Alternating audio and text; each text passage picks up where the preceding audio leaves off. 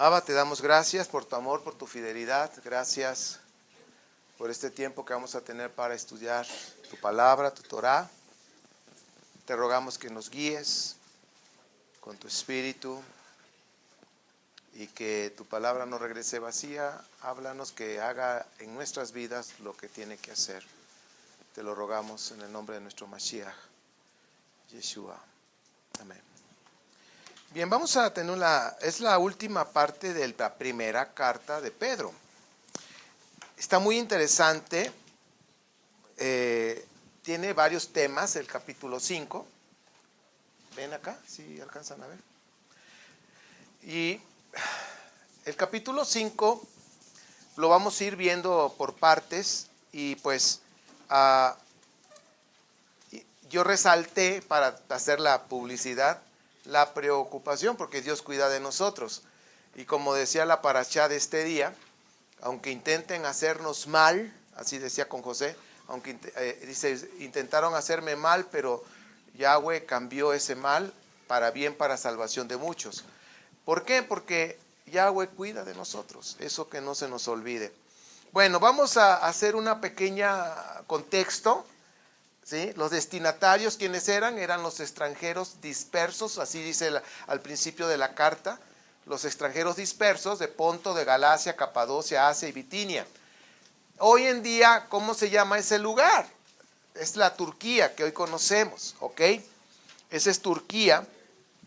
Esta carta fue escrita, según los estudiosos, dicen que más o menos fue entre el año 60 y el 64 de la era común. Cuando vean EC, significa era común. En dicho, en otras palabras, después de Cristo también se conoce. Entonces, pues, de esta era común. Vemos que había la influencia de la cultura griega, no pierdan de vista eso. El dominio del Imperio Romano, las corrientes ideológicas, las escuelas del judaísmo, que vemos Shammai y Hillel, que son las que estaban fuertes en ese primer siglo, y vemos el culto imperial y la idolatría. Yo quiero remarcar un poquito la influencia griega. Aunque ya estaba dominando el Imperio Romano, antes de ese estuvo Grecia. Y los griegos, ustedes ven el libro de Malaquías hasta San Juan el Bautista o el Inmersor. Vemos todo ese tiempo, y son los libros apócrifos, son libros históricos.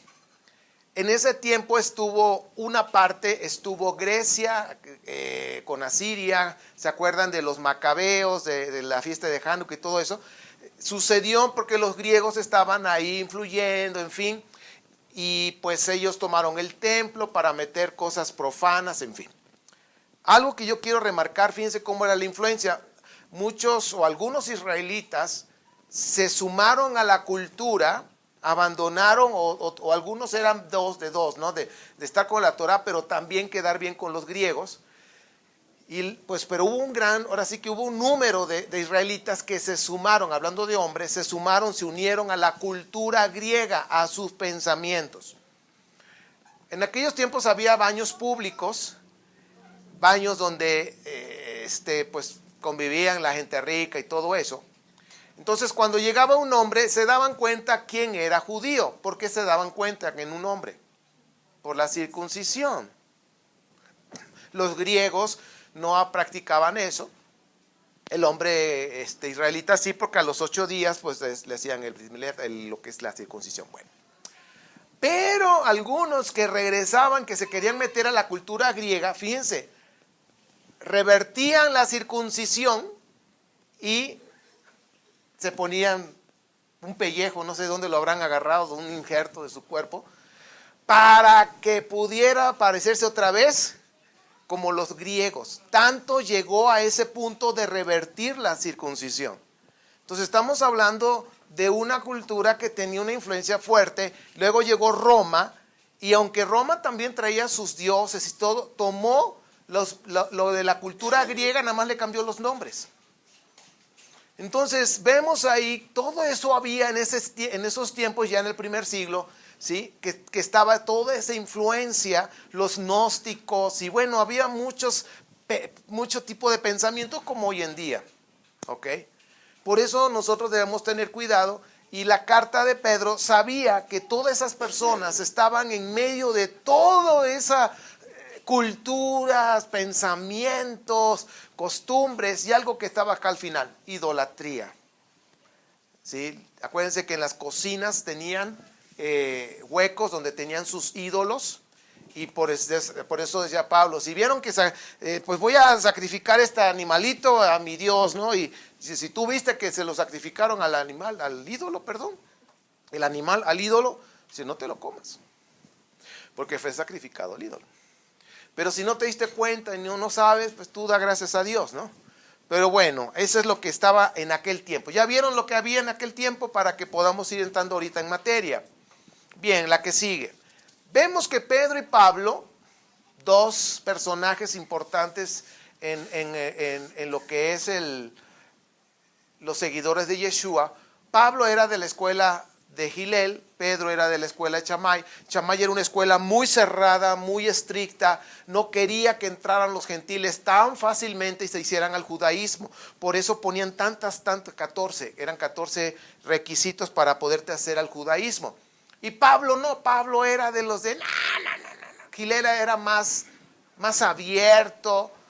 Entonces, por eso Pablo llegó y decía, menos, Shammai dice que son 14 para ser parte. No, aquí nada más tú crees en el nombre del Mashiach y arrepiéntete de tus pecados, bautízate en su nombre y tú eres parte de Israel. Entonces, todo eso trajo una controversia muy fuerte en aquellos tiempos en las sinagogas. Y fue por eso que hubo una persecución con los seguidores de Yeshua. ¿Ok? Ya después empezaron a congregar. Aparte, los seguidores tenían sus símbolos. ¿Sí se acuerda cuál era el símbolo de los creyentes en el primer siglo? No era una cruz. Porque la cruz, para el romano, significa dolor, sacrificio, muerte. Pero tenemos que ver algo que es en esa cultura. Honor y vergüenza. Honor y vergüenza. Entonces, por decir, cuando nosotros leemos en el Nuevo Testamento o en el Brit Hadashah, vemos que habían algunos, dice, fariseos, algunos saduceos, algunos personajes que le hacían preguntas a Yeshua sobre la Torá. Tenemos que ver de qué denominación, porque había 24 denominaciones. Significa diferente manera de pensar. Y cada vez que le hacían una pregunta al Mashiach para ver qué onda, a ver el rabino, que el rabino, a ver, ahí te va, y ¡frum! Le echaban la pregunta. ¿Saben para qué era? ¿Honor o vergüenza? ¿Qué significa? Si no la contesta, ¿quién le da el honor? Los fariseos se dicen, nosotros sabemos más que tu rabino, ¿no? Entonces, siempre que ustedes vean en el Nuevo Testamento o en el Brit Hadashah, van a ver que le hacen preguntas al Mashiach, van a ver porque están haciendo lo que es honor y vergüenza. Y siempre el honor, ¿en dónde se quedó? En el Mashiach. Entonces, cuando vemos la cruz significa vergüenza. Por eso dice el libro de Hebreos, Él cargó con nuestra vergüenza. Ok, todo ya tiene más sentido, ¿verdad? Honor y vergüenza. Bueno, aparte de que algunos de los que crucificaban ahí, los crucificaban desnudos para aún todavía humillarlos totalmente. Entonces estamos viendo que en aquel primer siglo había dos escuelas, la de Shammai y la de Gilel, y cada uno de estos personajes, Pedro y Pablo, fueron tratados por Yahweh, tumbando todas sus creencias de sus escuelas. Ya les he enseñado tantas veces de Hechos capítulo 10, del lienzo de animales y todo eso. Estaba tratando Yahweh con Pedro. Dice que Pedro estaba en la casa de un tal curtidor, ¿se acuerdan? Ok, les voy a decir algo. Una persona que curte, que es un curtidor de pieles y tantas cosas, es una hediondera ahí en esa casa. Por todo lo que usan líquidos, es una hediondera. Por eso fue que Pedro se tuvo que subir a la hora de la oración, a la azotea, porque ahora sí que para un judío, tienen que orar en un lugar limpio, en un lugar que huela bonito, porque van a orar y van a platicar con el rey. Entonces por eso fue que se fue a la azotea. No fue por otra cosa. Se fue a orar por eso, porque era una hediondera en la casa del curtidor. Dice, ¿saben qué? Voy a orar. Ahora aquí no, aquí voy con el rey y aquí huele muy feo. Ya se subió, ¿no? Entonces, Dios trató con Pedro porque tenía la escuela de Chamay de no aceptar, de no saludar a los gentiles, de no ir a sus casas, y fue por eso que le mostró, no llames impuro lo que yo he santificado, y no eran los animales, porque Pedro en ese momento ya llevaba 10 años que el Mashiach había ascendido, 10 años que estaba comiendo puro. ¿Ok? Significa que Yeshua nunca les dijo, bueno, pues ya resucité, ahora sí, vuelo a la hilacha, coman de todo. No, porque llevaba ya 10 años. Pedro, que no comía nada impuro. Bueno, Pedro fue tratado, Pablo fue tratado también. Pablo fue un hombre asesino, andaba atrás con la espada desenvainada matando a medio mundo, y el Señor trató con él. 13 años se lo llevó al desierto. A ver, Pablito, vamos a empezar con palitos y bolitas. Y le empezó a quitar todo lo que son las creencias y todo lo que es leyes humanas, y solamente le dejó Torah. Ya cuando estaba listo, Pablito, ahora sí, vámonos a servir. Entonces, ambos, como dice aquí, fueron tratados de acuerdo a lo que ellos venían arrastrando de sus creencias, de sus escuelas. Los dos tuvieron que renunciar. Pedro, ¿a quién renunció? A la escuela de Chamay. Pablo renunció a Gilel. Pregunto, ¿Pedro se bautizó en agua? Sí. ¿Pablo? También. ¿Qué significa? Cuando ellos se bautizaron en agua o fueron sumergidos en el agua, significa que ellos renunciaron a sus escuelas y se sometieron a una nueva escuela, entre comillas nueva, pero pues no era nueva, nada nuevo. Se sometieron a las enseñanzas del Mashiach, de Yeshua. ¿Ok? Entonces, por eso es que vemos, cuando tú y yo bajamos a las aguas y nos sumergimos para declarar que Yeshua es nuestro Mesías, nos estamos sometiendo a su escuela, a su enseñanza. A eso me refiero. Bien, vamos a ver, Primera de Pedro 5, del 1 al 4, lo voy a leer. Está muy interesante esto.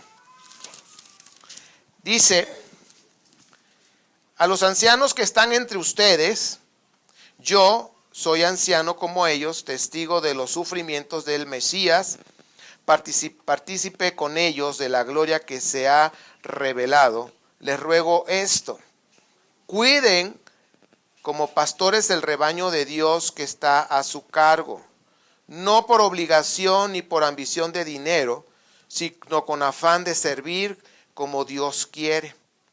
No sean tiranos con los que están a su cuidado, sino sean ejemplo para el rebaño. Así, cuando aparezca el pastor supremo, ustedes recibirán la inmarcesible corona de gloria. Bueno, este es un consejo para los ancianos y pastores. ¿Podemos encender las luces de afuera, de favor? Allá atrás están las otras. Gracias. Entonces, vamos a ver aquí, consejos para los ancianos y pastores. Dice, cuidar el rebaño de Yahweh, ser ejemplo para el rebaño, no abusar del rebaño. Recibiremos de Yeshua la gloria, ¿ok? De nadie, de ningún ser humano. Nosotros no tenemos que buscar la gloria humana. Nosotros, los que servimos a Yahweh, ustedes todos, vamos a recibir de Él nuestra, ¿cómo se dice? Galardón. Ahora, pues a lo mejor en aquellos tiempos de Pedro, pues había pastores que abusaban del rebaño, porque en estos tiempos ya no, ¿o sí? No, ¿ustedes qué piensan? ¿Sí? ¿Habrá pastores que trasquilan el rebaño? Pues mira, no vamos a decir nombres ni nada, no está por que usted lo sepa, pero miren, no, tampoco. Yo creo que sí hay de todo, que Dios me guarde. ¿Sí? Ustedes bien saben que aquí no estamos, no, traemos nuestras ofrendas para que esto siga caminando y Yahweh suplirá lo que tenga que faltar, así siempre ha sido. Pero algo que debamos ir aprendiendo es del pastor. Si hay pastores que abusan del rebaño, sí abusan. Yo una ocasión me dice una persona, dice, hermano, ¿usted pide cosas a su congregante? Por ejemplo, cuando le faltan las llantas a su carro, ¿usted va con sus congregantes y se las pide? Yo me quedé así con la cara de, ¿what? No, le dije, yo se las pido a mi papá. Digo, papá, ya las llantas como que ya le hacen falta zapatos nuevos. Porque el que me llama, ¿qué? Paga. Entonces yo voy con mi papá, o sea, yo con la congre no llego, oye, fíjate que me hacen falta llantas, ¿quieres cooperar con una? Ay, que Dios me guarde, no me atrevería, fíjense, la verdad, no me atrevo. Pero sí hay que abusan del rebaño, que Dios me guarde de eso.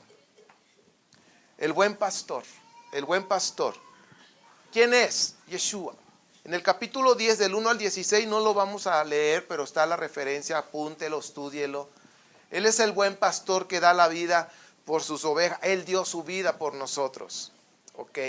Yo les voy a decir algo. El trabajo más difícil de los ministerios es el pastorado. ¿Sí? Porque hasta nos crucifican también. No es fácil ser pastor. Yo quería servir a Dios menos de pastor. Cuando el Señor me dijo, me mostró que el entrar al pastorado, nada más, Señor, porque me lo pide, lo voy a hacer. Prepárame porque yo, Señor, a cada rato voy a hacer barbacoa. Corto cabezas. Era muy duro yo. Era muy duro. Pero el Señor me dijo, ok. Y me fue tratando, fue ayudándome. Y pues, ahora ya me pasé de blandito.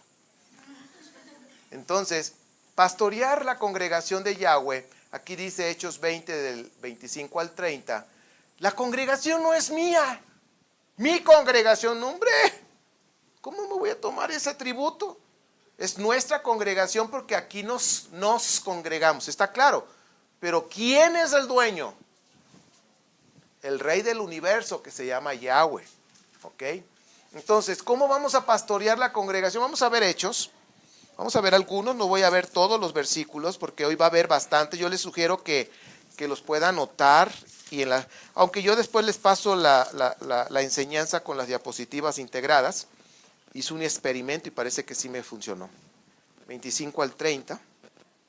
Escuchen, yo sé que ninguno de ustedes, entre quienes he andado predicando el reino de Elohim, volverá a verme. Por tanto, hoy les declaro que soy inocente de la sangre de todos, porque sin vacilar les he proclamado todo el propósito de Elohim, de Yahweh. Tengan cuidado de sí mismo y de todo el rebaño, el cual el Espíritu Santo los ha puesto como obispos para pastorear a la iglesia de Yahweh, que él adquirió con su propia sangre. Sé que después de mi partida entrarán en medio de ustedes lobos feroces que procurarán acabar con el rebaño. Aún de entre ustedes mismos se levantarán algunos que enseñarán falsedades, falsedades para arrastrar a los discípulos que los sigan. Entonces, miren, eso sí se está viendo hoy. Se está predicando cada cosa de veras y es lo que jala a la gente. Eso hace que te llenen auditorios de 300, de 1000, de 5000 falsedades. Yo te aseguro que una congregación, usted dígame qué puede pasar. Una congregación que tienen 10,000 personas, un auditorio súper lleno, empiezan a enseñar la Torah. ¿Qué crees que pueda pasar? ¿Se van o se quedan? Se van. ¿Se va a quedar un remanente? Sí, un grupito. Entonces, Torah no nos conviene eso, porque se nos va la gente. Pues aquí está, Pablo está diciendo, van a enseñar falsedades. La que sigue habla del trabajo pastoral. También apunte usted Ezequiel 34, del 1 al 10. Hay un trabajo pastoral. Una de las cosas que he aprendido es que debemos dar alimento sano a la congregación. Y esa es una de las cosas que me esfuerzo que aquí haya buen alimento. No digo que es el mejor, pero que haya un buen alimento.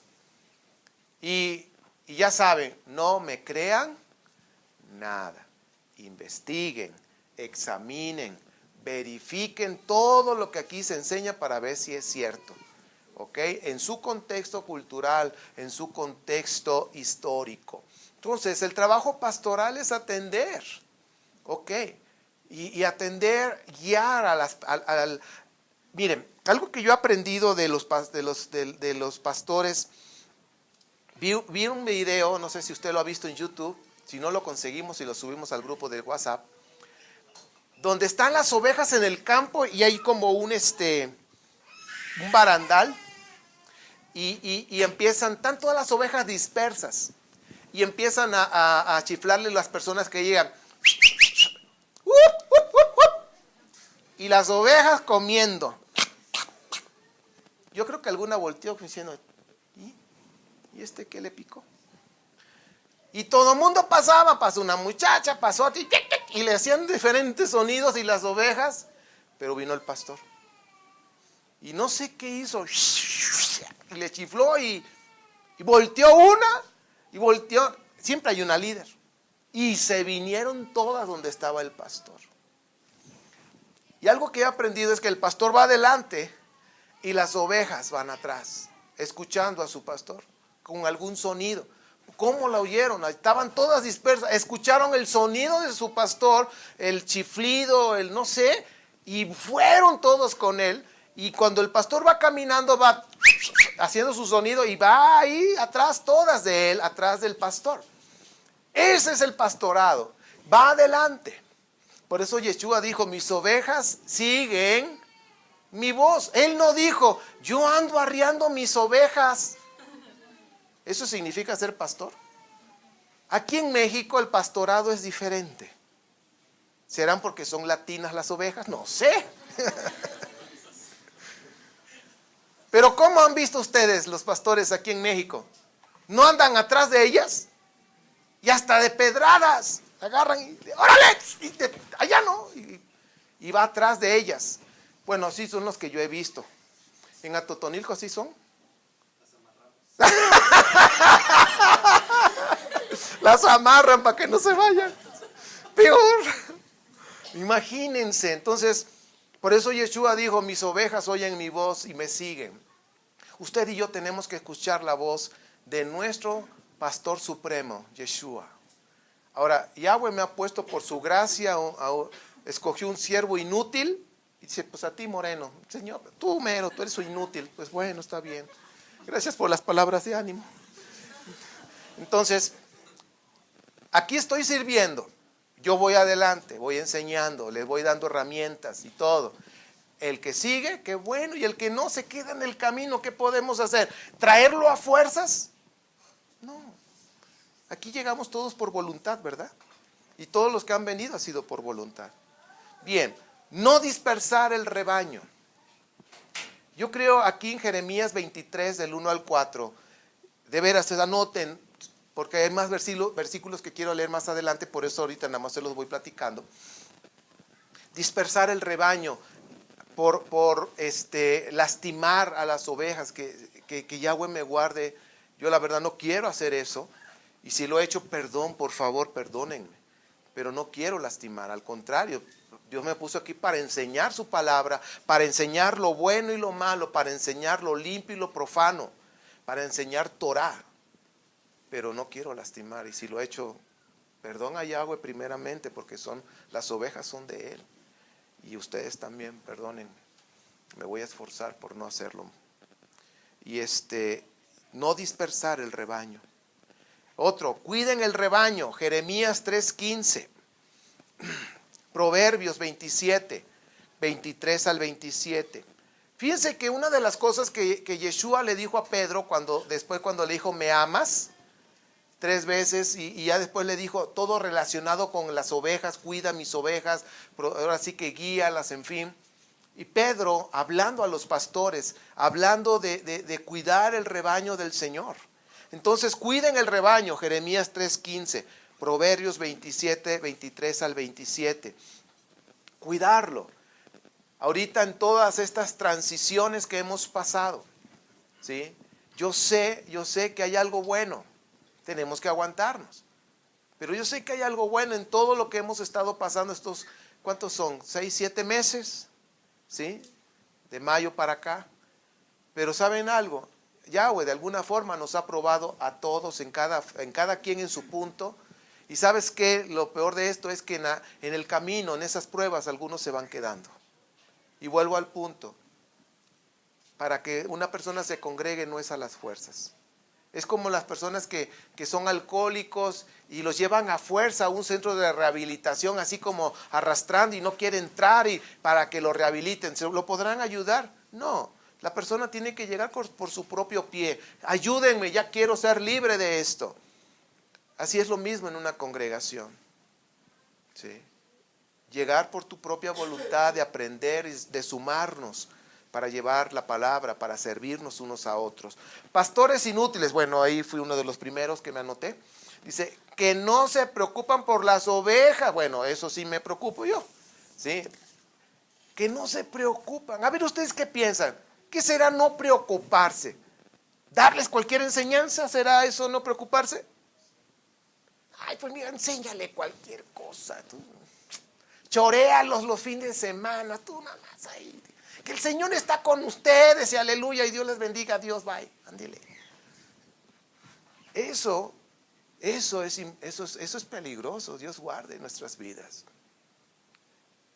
¿Por qué todo esto? Porque es posible que pronto a ti te va a tocar compartir la palabra en tu casa o en otra casa, donde tenemos que prepararnos para dar esa palabra, espiritualmente, estudiar. Zacarías 11, vamos a ver. Dicen que ese profeta es el que tenía que haber hablado de los diezmos y ofrendas.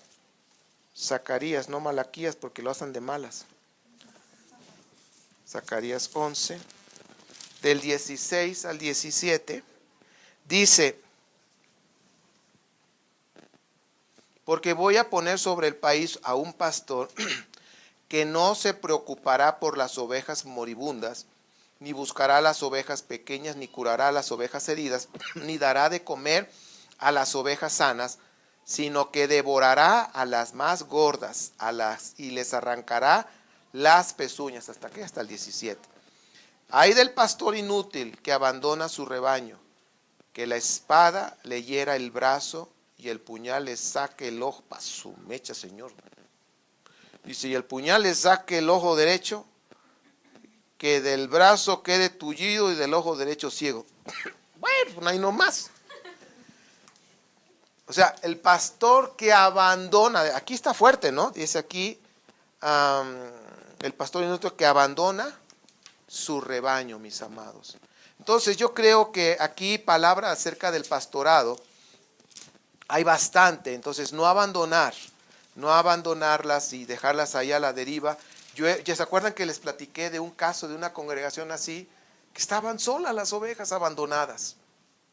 Aquí está esta palabra, no abandonar.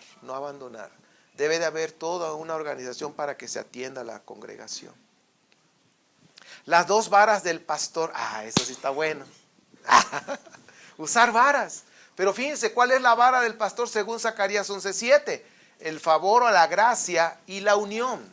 O sea, siempre va a tener el pastor que usar la gracia, el favor y unir.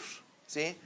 Cheque usted los saludos de Pablo a las congregaciones y el saludo que le hace a un pastor. A una congregación nada más le dice gracia y paz.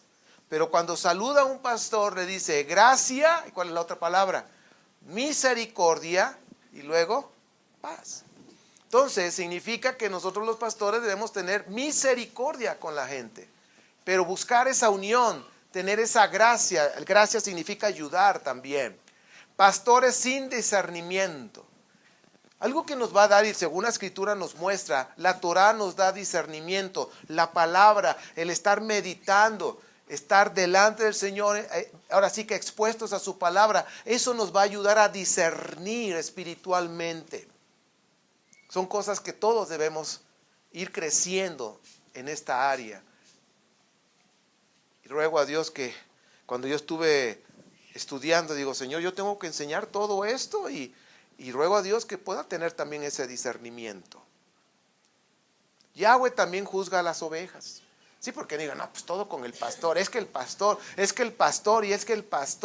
pues ya me sé la canción. todo el pastor. Pues bueno, ahora van las ovejas. Yahweh también juzga las ovejas. Ezequiel 34, 17 al 24. Vamos a ver qué dice ahí. Yo creo que Yahweh se interesa tanto por las ovejas como por el pastor. Pero en este caso está hablando a las ovejas. Y es 34, 17, vamos a ver algunos. Dice aquí, en cuanto a ti, rebaño mío, esto es lo que te dice Yahweh omnipotente, juzgaré entre ovejas y ovejas y entre carneros y chivos. No les basta con comerse los mejores pastos, sino que tienen también que pisotear lo que queda. No les basta con comer agua limpia, sino que tienen que enturbiar el resto con las patas. Por eso mis ovejas tienen ahora que comerse el pasto que ustedes han pisoteado y beberse el agua que ustedes han enturbiado. Por eso así dice Yahweh omnipotente, yo mismo voy a juzgar entre las ovejas gordas y flacas, por cuanto ustedes han empujado con el costado y con la espalda y han atacado a la carnada, las más débiles, hasta dispersarlas. Ahora, yo quiero decirte algo. Hay casos de que entre las mismas ovejas se dispersan. ¿Sí? O sea, no nada más es el pastor, entre mismas ovejas se dispersan. Entonces les daré a un pastor, mi siervo David, que las apacentará y será el único pastor. Yo Yahweh seré su Elohim y mi siervo será David, será su príncipe. Yo Yahweh lo he dicho. Bueno, hay más ahí que decir. Entonces, mis amados, también las ovejas. Dice aquí, también las ovejas serán juzgadas. Recuerden ustedes algo. Dice que el Mashiach, cuando ya está aquí, se van a parar las ovejas y van a poner de un lado, es decir, del lado derecho las ovejas y del lado izquierdo, ¿qué? Los chivos, los malos. Entonces va a haber una selección. Incluso hay una puerta que así se llama. Entonces va a haber una selección, está escrito. Que Yahweh nos escoja, o sea, que Yeshua nos escoja. Todo va a depender de qué tanto obedecemos Torah. Todo gira alrededor de qué? Torah. Orar por los pastores. Oren. Yo sé que les agradezco. Yo sé que oran por mí. Gracias. Se los agradezco y no lo dejen de hacer, por favor. Nosotros lo necesitamos muchísimo. Nos enfrentamos a cada situación. Y los cocolazos espirituales, ¿en dónde llegan? Al pastor. ¿Sí? Entonces, gracias por sus oraciones. Y dice aquí Hebreos que oremos, oren. Y gracias por hacerlo y no lo dejen de hacer. También la siguiente, en Gálatas 6:6. Compartir lo bueno, las bendiciones con los pastores, no solo tus problemas. Ahí dice Gálatas 6:6 que puedas compartir también de lo que Dios te ha bendecido con tus pastores. Y sí, en esta congregación así ha pasado. Yo, de veras, yo siempre he dicho, Amistad de Pachuca es una congregación noble que me comparten de sus bendiciones y gracias y que Yahweh siga bendiciéndoles aún más cuando me bendicen. Bien, Primera de Pedro, vamos a seguir leyendo. Ahora 5, del 5 al 6. Asimismo, jóvenes, sométanse a los ancianos, revístanse todos de humildad en su trato mutuo, porque Dios se opone a los orgullosos, pero da gracia a los humildes. Humíllense bajo la poderosa mano de Dios, para que Él los exalte a su debido tiempo. Hasta que dije hasta el 6. Ahora, aquí están hablando de los jóvenes. Cuando habla de ancianos, está hablando de un liderazgo. ¿Sí? Entonces, los jóvenes sujetos a los ancianos con una actitud humilde, desechar el orgullo. Yahweh da gracia al humilde. Algo que Yahweh detesta es el orgullo. El orgullo. Y vamos a hablar un poquito. Hace poco en mi muro del Face me inspiré y empecé a escribir acerca del orgullo. Y pues son las frases que traigo ahorita. ¿Ok? Y ahora ya entendí por qué las escribí, porque me sirvieron ahorita. El orgullo, dice, no te deja ver tus errores. Una persona que tiene orgullo y que va a hablar según para arreglar cuentas, no, hombre, no es cierto, no va a arreglar nada. ¿Por qué? No ve sus errores, no se arrepiente. Y eso hace que cierre la puerta a la restauración. En un matrimonio donde hay orgullo, ya sea el hombre o sea la mujer, no puede haber restauración si hay orgullo, porque no se va a arrepentir.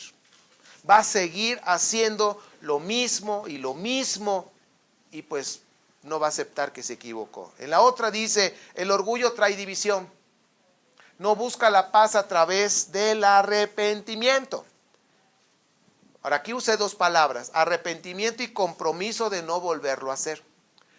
Si nosotros queremos que haya un matrimonio que se restaure, una familia que se restaure, y acuérdense que cuando digo familia es padres, hijos, hijos, padres, nosotros necesitamos el arrepentimiento. El arrepentimiento debe de ser de corazón. Cuando llegamos y decís, ¿sabes qué? Perdóname, estoy arrepentido, te ofendí, te dije, te hice. Estoy arrepentido, perdóname. Y viene el punto, me comprometo a ¿qué? No volverlo a hacer. Pero ahí es donde las cosas no todos hacen eso. Algunos dicen, discúlpame, eso significa quítame la culpa. Realmente debe de haber un arrepentimiento de corazón, buscar la paz. Donde hay paz, hay bendición. Entonces, un orgulloso no busca la paz a través del arrepentimiento y el compromiso de no volverlo a hacer. Un orgulloso jamás aceptará que se equivocó o que hizo daño. A veces hay personas que te hacen cosas y cuando llega el momento de platicar, en ningún momento va a aceptar que se equivocó o que hizo. Yo no hice eso. Pero sí, ya mejor, ahí dejamos en paz. ¿Sí me explico? A mí me ha pasado y he visto esos casos. Pero mira, así, no, yo no fui, yo no lo dije, no hombre, ¿cómo crees? Bueno, se acabó. Siempre va a justificar sus errores. Siempre va a ver la manera del por qué hizo eso. Se va a poner a esquiar. Es que, ay, pues sí. Ajá, eso significa orgullo. Una persona que siempre está esquiando, una persona que siempre está ocultando sus errores o justificando el por qué se equivocó, es que, pues, como tú no me atendías, otra me atendió. Ah, ¿eso qué se llama? Esquiar. Bueno. ¿Cómo me abandonaste? Alguien me encontró. Ah, pues está bueno. Siempre justifica sus errores. Y el punto aquí que dice, no pide perdón. Nunca vas a ver un orgulloso que pida perdón. Al menos que el Señor, pues el Señor siempre quiere tocar nuestras vidas, pero ahí la gente no se deja. Que esa persona se deje tocar por el Señor y se arrepiente, entonces va a pedir perdón. De otra manera, las manchas a un leopardo, dice ahí Jeremías, no se le quitan ni al color al etíope. Así dice Jeremías. ¿Qué significa? ¿Le vas a quitar las manchas al leopardo? Pues solamente que lo pintes. ¿Sí? Pero al rato le vuelve a salir, se cae la pintura y ya se... Eso pasa con la gente a veces que nada más dice que se arrepiente y al rato vuelve con lo mismo, no se arrepintió de corazón. Al etíope quítale el color, bueno, solo Michael Jackson, pero en algunos lados. ¿Saben cuál era el departamento donde Michael Jackson iba mucho a las tiendas comerciales? Al departamento de aclaraciones. Dice, a ver, acláreme. Si no le entendió, Señor, dale revelación. Ok. Aquí hay una alegoría del orgullo. Dice, el orgulloso de lejos, porque de cerca es contagioso y salen ronchas.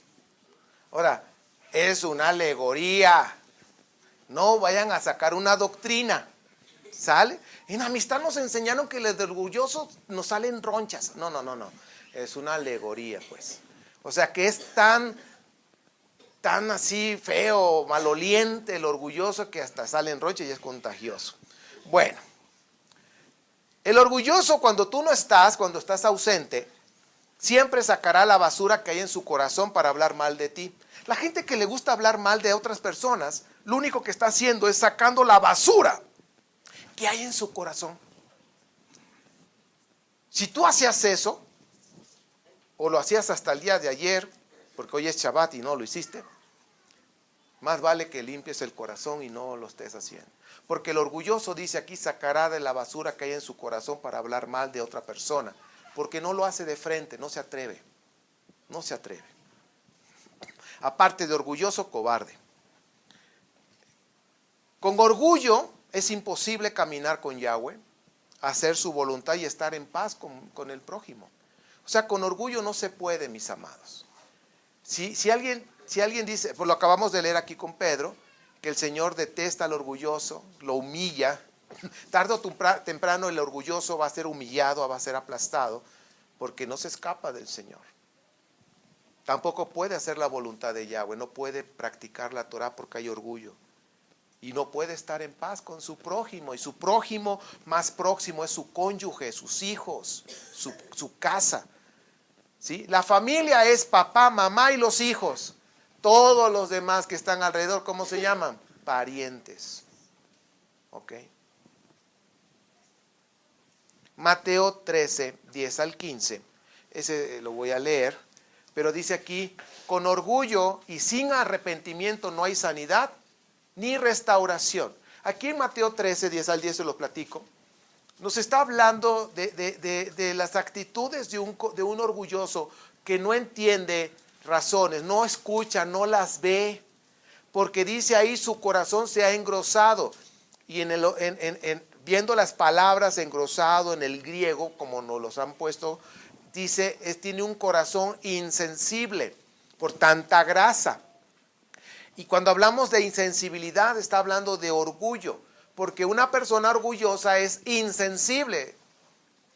Él puede decir y lastimar a las personas y no le importa, porque no es sensible al daño que está haciendo a otros con sus palabras, con sus actitudes.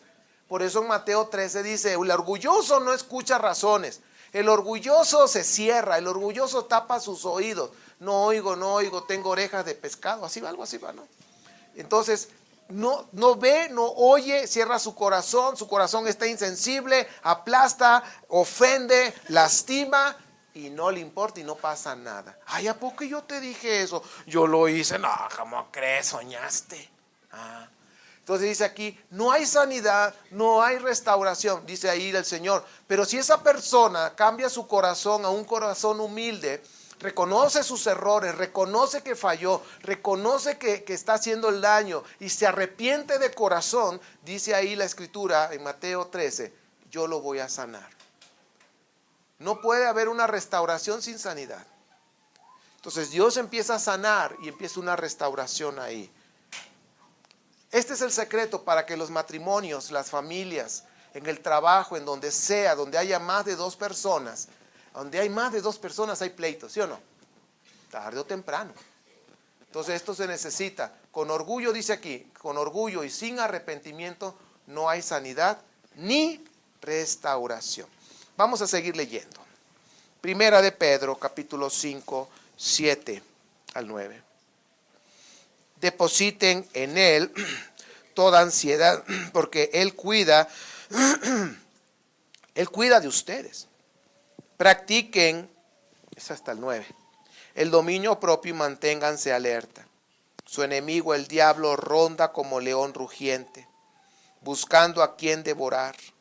Resístanlo manteniéndose firmes en la fe, sabiendo que sus hermanos en todo el mundo están soportando la misma clase de sufrimientos.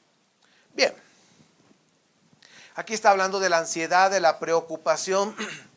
Ahorita que se oye tantas cosas en nuestro país, en México, que el gasolinazo, que hay una amenaza que quieren saquear las casas de los diputados, de cómo se llama esa gente, funcionarios, de todos ellos, que quieren saquearlos, hay amenazas y que no sé cuánto y que por allá y pueda crear ansiedad y preocupación. Entonces nosotros vamos a depositar toda preocupación, toda ansiedad en nuestro Señor. ¿Sabes algo? A veces hay problemas en la vida, quizás no es el gasolinazo y dice, pues yo ni carro tengo. Bueno, pero ahorita hay que pensar en comprar bicicletas y todo eso, ¿verdad? Pero bueno, ¿de alguna manera afecta en la economía? Pues sí, se afecta, por supuesto. Pues vamos a depositar si hay alguna ansiedad, si hay alguna preocupación, vamos a depositársela a nuestro Padre por medio de nuestro Mesías. Y descansar. ¿Y qué tenemos que hacer? Trabajar. No nos queda más que seguir trabajando y que Dios nos dé sabiduría para administrar bien las cosas. A veces nos metemos en problemas por no ser buenos administradores. Y podemos llegar a sufrir. Tener dominio propio, autocontrol. Dominio propio para muchas cosas.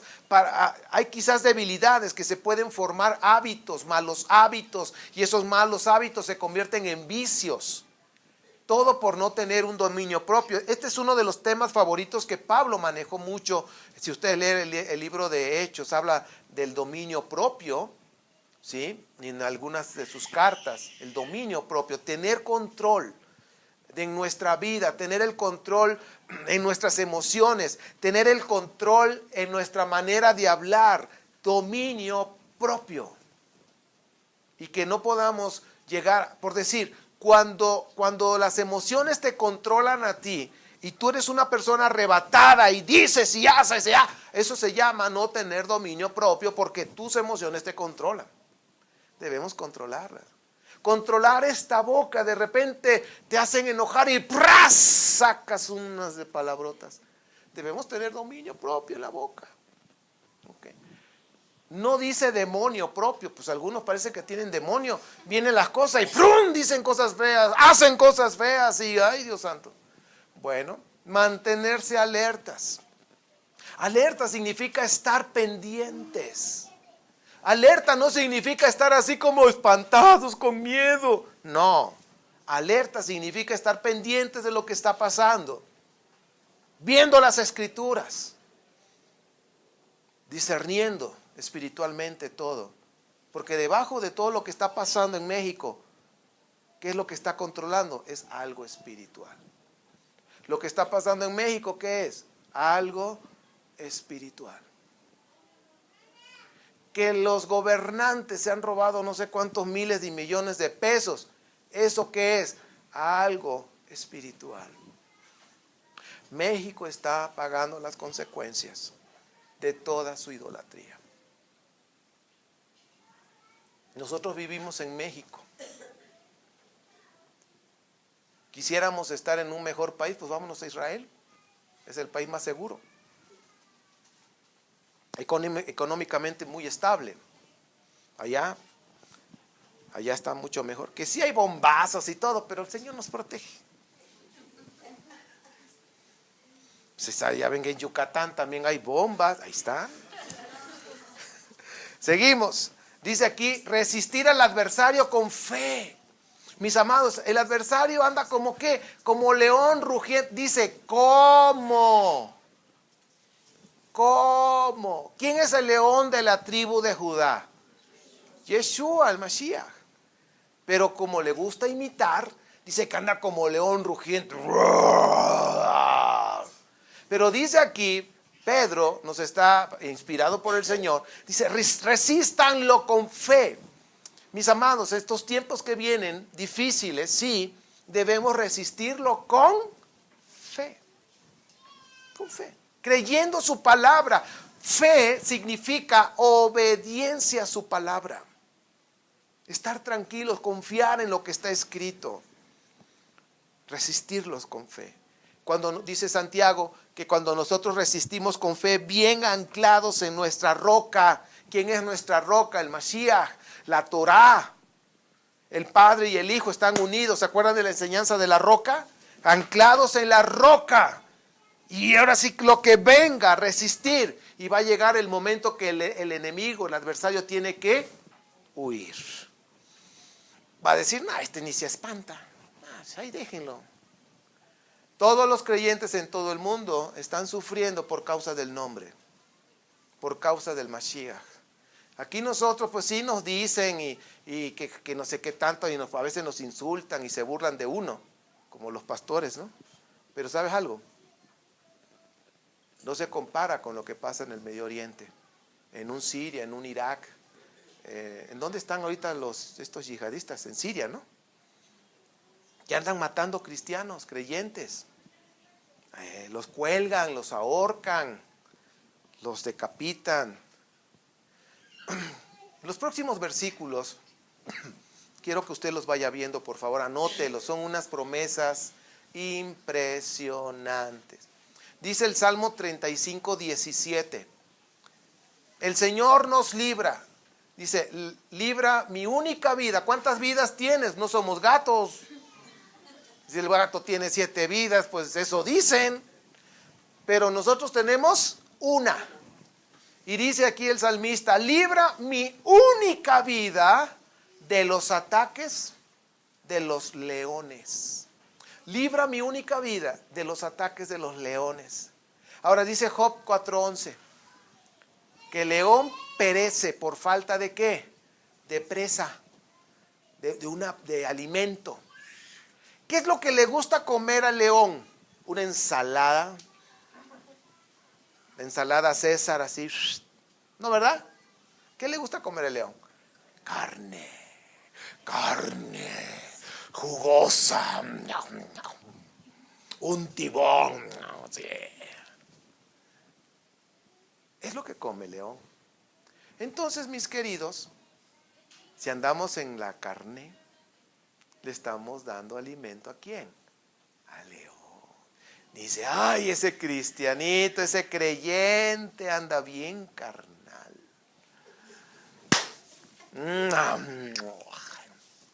Este me lo como. Ahí te voy. Entonces, los que andan bien carnalotes, que tienen hasta su carnicería, son presas de león.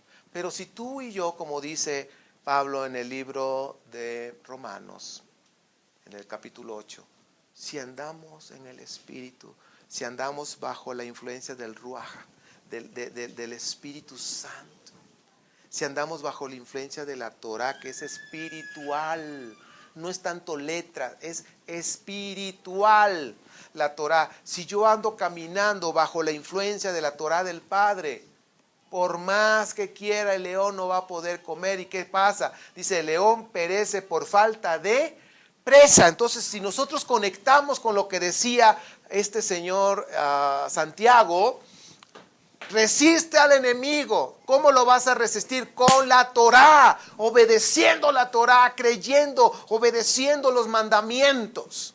Eso nos convierte espirituales. ¿Por qué? Porque la Torah es espiritual. Es espiritual. Cuando guardamos el Shabbat, ¿qué es? Espiritual. Cuando guardamos las fiestas, ¿qué es? Espiritual.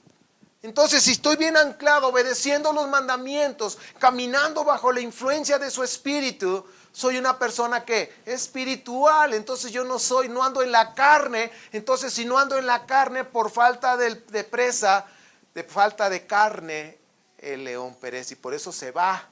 Dice, no, pues con este no voy a poder, mejor me voy a otro que ande carnal, a ese me lo chuto, a ese me lo como. ¿Sí quedó claro? Ay, miren mis amados, la que sigue, esa sí vale la pena leer, por eso me lo reservé. Deposita en él toda tu ansiedad, toda tu preocupación. Los voy a leer por los que están en el audio y video. Bueno, los del video van a ver la diapositiva. Dicen los de audio, para el audio. Isaías, los leo y luego los leemos. 46, 3 al 4. Luego Isaías 41, 8 al 10. Salmo 46, 1. Salmo 68, 19. Salmo 94, 17 al 19. Salmo 34, 19 y Hebreos 4, 14 al 16. Fíjense lo que dice Isaías, vámonos rápido, ¿ya se cansaron? Esta palabra a mí, yo la disfruté como no tienen idea, mis queridos. Disfrútalo.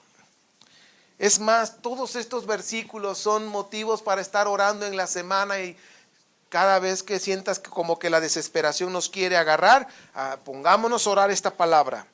¿Qué dijimos? Isaías 46, 3 y 4 dice,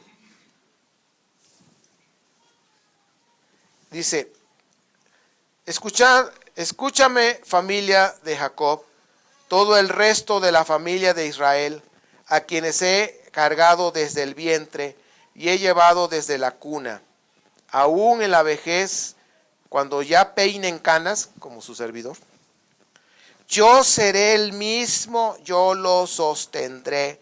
Yo los hice y cuidaré de ustedes, y los sostendré y los libraré. Ahí está nuestra pensión para los que ya peinamos canas. ¿Quién nos va a librar? ¿Quién nos va a guardar? El Eterno. Miren, ahí les va algo que debemos aprender. Quizás ya lo sabes. ¿Han visto que en las escrituras dicen Jacob e Israel? Oye, pero es el mismo personaje. Sí, pero no. Tiene que ver dos cosas diferentes. Cuando se refiere a Jacob, se refiere como siervo. Cuando se refiere a Israel, se refiere como hijo. Y si te das cuenta, primero dijo Jacob, estaba siendo mi siervo. Pero luego dijo, Israel, que lo traje en mi vientre. ¿Qué significa? Hijo. Yahweh ve dos áreas. Ve hijo, ve siervo. Siervo, hijo. Moshe Rabino, el rabino Moshe o Moisés. ¿Qué era él? Siervo. Yeshua, ¿qué es? Hijo. ¿Ok? Entonces, ¿en dónde saqué eso? En Isaías 44, rápidamente, nada más para que se den cuenta. 44:1 dice, pero ahora Jacob, mi siervo, Israel, a quien he escogido, escucha. Entonces, Jacob, ¿quién es? Siervo. Israel, ¿qué es? Hijo. Bien, ¿quedó claro? Bueno, ya estamos en el 41, vamos a ver 8 y 10. Rápidamente, están preciosas estas promesas. Dice, pero tú Israel, mi siervo, tú Jacob, ¿ya viste? A quien he escogido simiente de Abraham, he escogido simiente de Abraham, mi amigo, te tomé de los confines de la tierra, te llamé de los rincones más remotos y te dije, tú eres mi siervo, yo te escogí, no te rechacé. Así que no temas porque yo estoy contigo, no te angusties porque yo soy tu Elohim. Te fortaleceré y te ayudaré, te sostendré con mi diestra poderosa.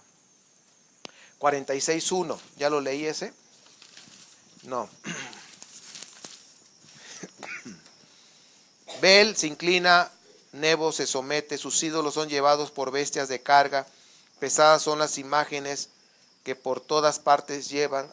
No, pues estoy en Isaías, es Salmo. Ya digo, esto no es nada que ver. Es Salmo 46, rápidamente, vámonos. 46:1 dice, Dios es nuestro amparo y nuestra fortaleza, nuestra ayuda, segura en momentos de angustia. Salmo 68, vámonos rápido. Salmo 68, 19 dice así. Bendito sea Yahweh nuestro Elohim y Salvador, que día tras día sobrelleva nuestras cargas. ¡Wow! Salmo 94, 17. Vámonos. Por eso les digo, reflexionen en casa, apúntenlos o véanlo al rato en el video cuando lo subamos. 94, 17. Si Yahweh no me hubiera brindado su ayuda, muy pronto habría quedado en mortal silencio. No bien decía, mis pies resbalan, cuando ya tu amor, Yahweh, venía en mi ayuda. Cuando en mí la angustia iba en aumento, tu consuelo llenaba mi alma de alegría. Entonces mira, apenas sentimos que nos resbalamos, ¿quién viene en nuestra ayuda? Nuestro Padre. Es como cuando tenemos niños chiquitos y se van a caer, ¡ay! Se van a caer y se van a dar un zapotazo fuerte. ¿Qué hacemos? ¡Ay! Lo agarramos para que no se lastime. Así es nuestro Padre, así es nuestro papito. Otro más, Salmo, el último Salmo. Salmo 34, versículo 19, fíjense. Hay muchas promesas, yo nada más pude compartirles algunas. Las demás te las va a ir remostrando nuestro Padre conforme vayas leyendo la Escritura. Dice 34:19 de los Salmos. Muchas son las angustias del justo. Fíjense. ¿Qué es un justo? Que el que obedece la Torah. Usted es un justo, un sádic. Muchas son las angustias. ¿Significa que el justo va a tener angustias? Sí, y muchas. No unas cuantas, no, muchas. ¿Pero qué dice aquí? Pero Yahweh lo librará de todas ellas. Mis amados, wow. Hebreos 4, ya con esta terminamos hablando de depositemos toda ansiedad, toda preocupación en estos tiempos de tantos cambios en nuestro país. Dice aquí 4:14. Dice, por lo tanto, ya que Yeshua, el Hijo de Elohim, tenemos un gran sumo sacerdote que ha atravesado los cielos, aferrémonos a la fe que profesamos.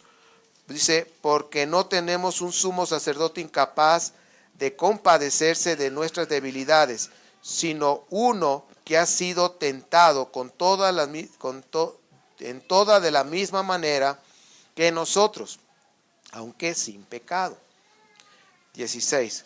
Así que acerquémonos confiadamente al trono de la gracia para recibir misericordia y hallar gracia que nos ayude en el momento que más la necesitemos. Entonces, mis amados, el Mashiach, nuestro Mesías, Él está ahí a la derecha, está también ministrando como sumo sacerdote, y cada vez que nosotros nos acercamos, Él intercede por nosotros.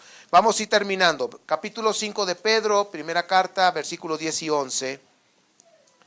Y después de ustedes que hayan sufrido un poco de tiempo, Dios mismo, el Dios de toda gracia que los llamó a su gloria eterna en el Mesías, chequen, los restaurará y los hará fuertes y firmes y estables. A Él sea el poder por los siglos de los siglos. Amén. Aquí hasta el 11, entonces vemos, dice, beneficios del sufrimiento por causa de su nombre. Es por poco tiempo los sufrimientos. Que viene la tribulación, que ya hay tribulación, que viene la gran tribulación, va a ser por poco tiempo, tenemos que aguantar, pero dice el Señor, al final va a haber ¿qué?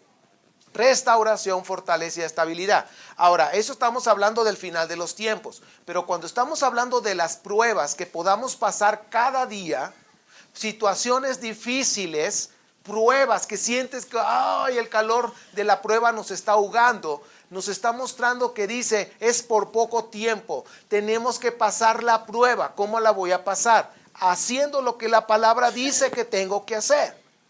Y cuando yo respondo a esa prueba con la Torah, con los principios del Señor, entonces al final el Señor me va a restaurar, me da fortaleza y me va a dar ¿qué? Estabilidad.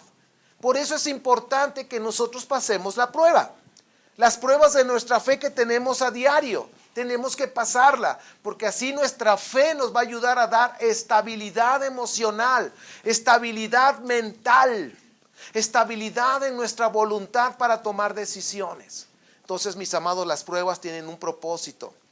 Y ya para terminar, o sea, la última parte dice aquí, primera de Pedro 5, con la ayuda de Silvano, a quien considero un hermano fiel, les he escrito brevemente para animarlos y confirmarles que esta es la verdadera gracia de Yahweh. Manténganse firmes en ella. Saludos de parte de la que está en Babilonia, escogida como ustedes, y también de mi hijo Marcos. Salúdense los unos a los otros con un beso de amor fraternal. Shalom a todos ustedes que están en el Mesías. Entonces, saludos finales, vemos aquí ya en del 12 al 14, Shalom Aleichem, que significa paz a todos ustedes, a todos los que pertenecen al Mashiach. Y una de las cosas que acostumbran allá en el Medio Oriente es el darse un beso, ¿sí? Se dan un beso, 1, 2, el otro cachete, y vuelven a regresar 3. Es el ósculo santo, el beso santo, es una costumbre. Nosotros como mexicanos, los hombres no nos saludan. Allá en el Medio Oriente los hombres se saludan así, se dan un beso aquí así atrás. ¿Sí? ¿Manden? En Argentina también, aquí nos dice aquí nuestro hermano Cristian, ¿sí? Se dan un beso. Nosotros no estamos acostumbrados porque nos ven raros y chale, ¿y ese qué onda, no? Pero bueno, pero aquí quiero retomar algo que dice aquí el hermano fiel brevemente, animarlos, confirmarlos de la verdadera gracia. A veces la teoría de la dispensación, que es una teoría que no tiene fundamento totalmente en las escrituras, en el pacto antiguo, o en lo que se le llama el Tanaj, o el antiguo pacto, dice, estamos en el tiempo de la gracia. ¿Han oído eso, verdad? Pues ¿saben qué? La gracia ha existido desde Génesis. Si no hubiera sido por la gracia, Adán y Eva chupaban faros, o sea, se morían. Cayeron, ahora sí, en una muerte espiritual. Pero en esa gracia, por eso se sacrificaron esos animales para un perdón temporal mientras llegaba el Mesías. Entonces, la gracia existe desde Génesis. Todo el antiguo pacto, gracia, gracia, gracia, gracia. Todo de estos 6,000 años que han transcurrido, que ha existido. Gracia, gracia. Israel ha existido y ha permanecido hasta el final y han pasado tantos imperios. Israel ha regado, sí. ¿Qué es lo que ha sostenido a Israel? La gracia. La gracia. Entonces eso de que estamos en el periodo de la gracia, eso no es cierto. La gracia siempre ha existido. Y ahora nosotros podemos disfrutarla por medio de nuestro Mesías. ¿Ok? Pues póngase usted de pie, vamos a dar gracias a Dios. Hemos terminado esta carta. Espero que hayan aprendido junto todos de esta preciosa carta que Pedro escribió a los dispersos de Turquía, que ahora es Turquía. Abba, te damos gracias por tu amor. Bendecimos tu santo nombre. Gracias por tu siervo Pedro, por esa carta que escribió, que nos anima a confiar más en ti, por toda la escritura que hemos viajado, que hemos escudriñado, y nos damos cuenta, Padre, que tu gracia es la que nos sostiene. Nos damos cuenta que tu gracia siempre ha existido, pero ahora podemos disfrutarla más por medio de nuestro Mesías Yeshua. Gracias, Padre. Te rogamos que en los tiempos de prueba, que son cortos, pero son pruebas difíciles, que toda tu congregación, los que creemos en ti, los que obedecemos tus mandamientos, podamos responder a la prueba con obediencia a tu Torah. Es la única forma de pasar la prueba, obedeciendo tu Torah, manteniéndonos firmes. Te rogamos por tu congregación, te rogamos por aquellas personas que están pasando tiempos difíciles, que no saben qué hacer, que están preocupados y angustiados. Hoy hemos visto que nos podemos llegar a tropezar, pero estás pendiente para rescatarnos. Y nos llevamos esta palabra también en nuestro corazón, Abba. Muchas son las angustias del justo. Y sí, Señor, sabemos que hemos pasado angustias y posiblemente vienen otras. Pero algo que nos confortó, Señor, es tu promesa, que de todas nos librarás. Y en eso confiamos, Abba, que estamos en tus manos. Podrán pasar muchas cosas, se podrá caer el mundo, pero tú nos sostienes en tus manos. Tú nos guardas y estás pendiente de nuestras vidas. Abba, gracias por tu amor. Nos damos cuenta, ese amor que no tiene límites. Gracias por tu misericordia. Gracias, perdónanos por nuestras necedades, perdónanos por negligencias, por descuidos. Perdónanos por no consultarte en decisiones importantes. Perdónanos, Padre. Límpianos de toda maldad. No queremos estar fuera de tus manos. Queremos estar en tus brazos, en tus manos, para los tiempos difíciles que puedan venir. Y creemos que de todas las angustias, de toda tribulación, tú nos librarás. Y lo que tú, Señor, has prometido, lo cumples. Gracias por guardarnos y prosperarnos en medio de tanto caos, porque tus promesas son verdaderas y son reales. En el nombre de Yeshua HaMashiach. Amén.